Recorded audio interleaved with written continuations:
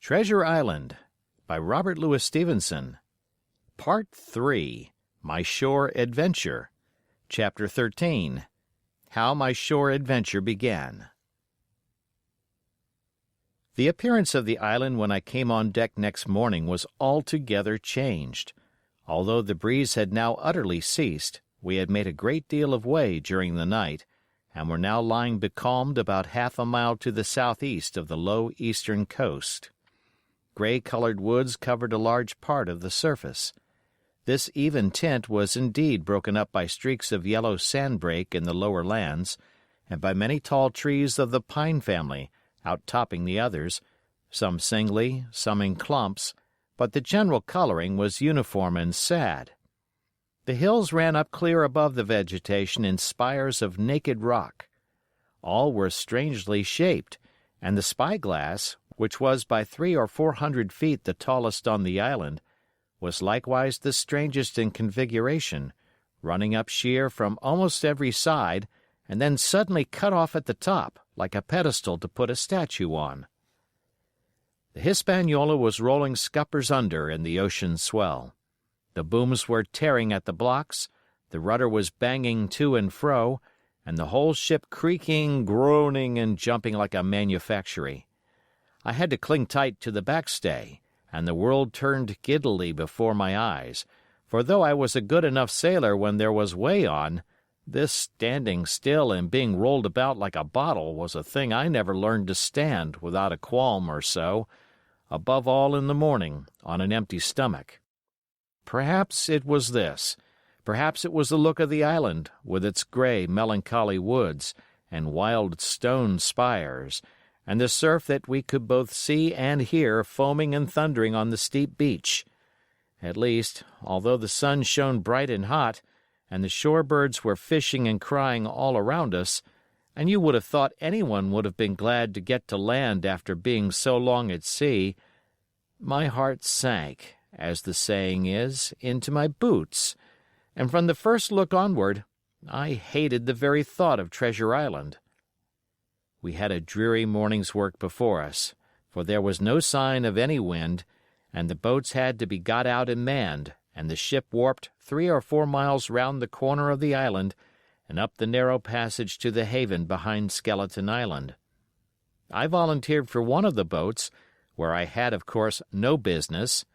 The heat was sweltering, and the men grumbled fiercely over their work.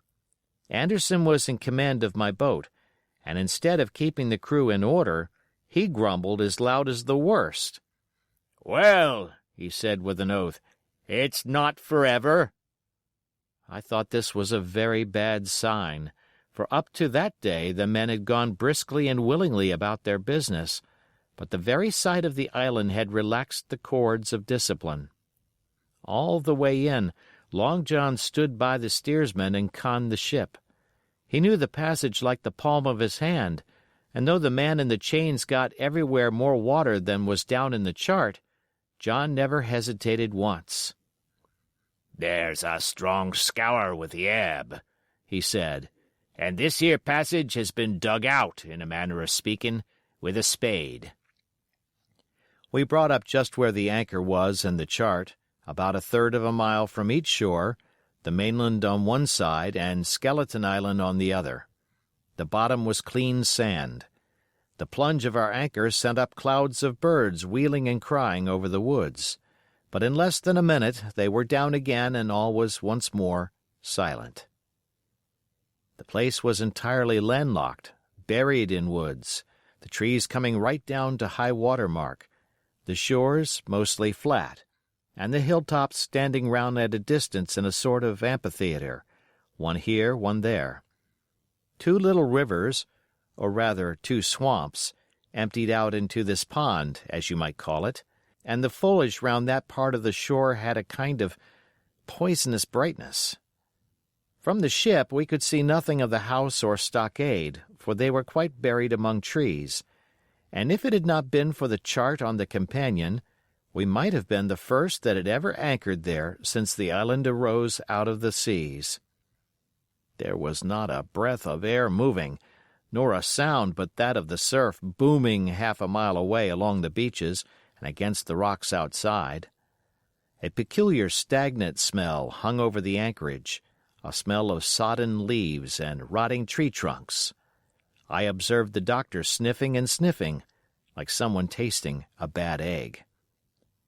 "I don't know about treasure," he said, "but I'll stake my wig there's fever here." If the conduct of the men had been alarming in the boat, it became truly threatening when they had come aboard.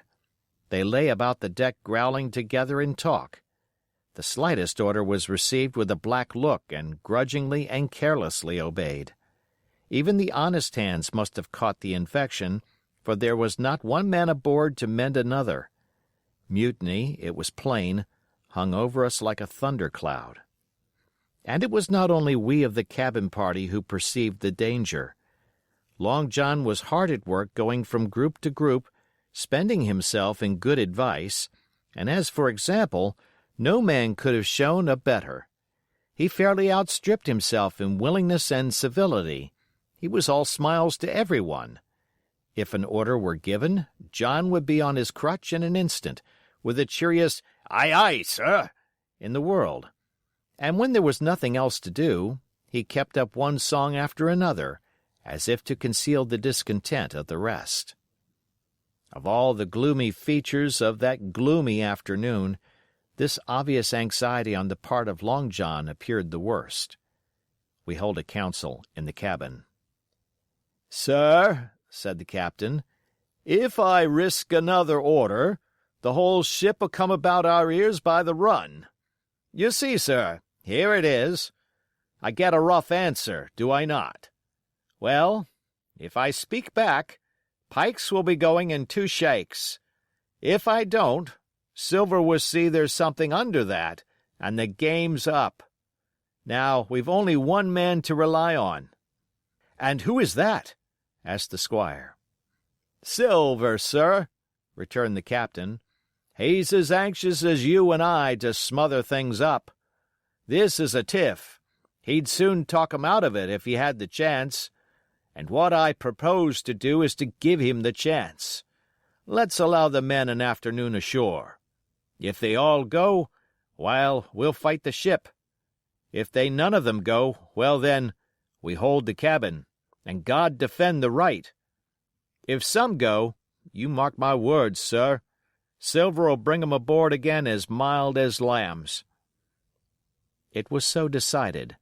Loaded pistols were served out to all the sure men. Hunter, Joyce, and Redruth were taken into our confidence, and received the news with less surprise and a better spirit than we had looked for, and then the captain went on deck and addressed the crew. "My lads," said he, "we've had a hot day and are all tired and out of sorts. A turn ashore'll hurt nobody. The boats are still in the water. You can take the gigs, and as many as please may go ashore for the afternoon. I'll fire a gun half an hour before sundown."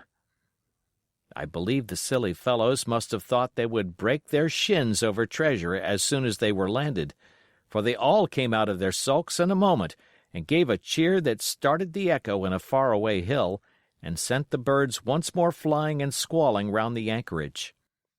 The captain was too bright to be in the way. He whipped out of sight in a moment, leaving Silver to arrange the party, and I fancy it was as well he did so. Had he been on deck, he could no longer so much as have pretended not to understand the situation. It was as plain as day. Silver was the captain, and a mighty rebellious crew he had of it. The honest hands, and I was soon to see it proved that there were such on board, must have been very stupid fellows. Or rather, I suppose the truth was this, that all hands were disaffected by the example of the ringleaders, only some more, some less, and a few, being good fellows in the main, could neither be led nor driven any further. It is one thing to be idle and sulk, and quite another to take a ship and murder a number of innocent men. At last, however, the party was made up. 6 fellows were to stay on board, and the remaining 13, including Silver, began to embark. Then it was that there came into my head the first of the mad notions that contributed so much to save our lives. If 6 men were left by Silver, it was plain our party could not take and fight the ship, and since only 6 were left, it was equally plain that the cabin party had no present need of my assistance. It occurred to me at once to go ashore. In a jiffy I had slipped over the side and curled up in the fore sheets of the nearest boat, and almost at the same moment she shoved off. No one took notice of me, only the bow oar saying, "Is that you, Jim? Keep your head down." But Silver, from the other boat, looked sharply over and called out to know if that were me, and from that moment I began to regret what I had done.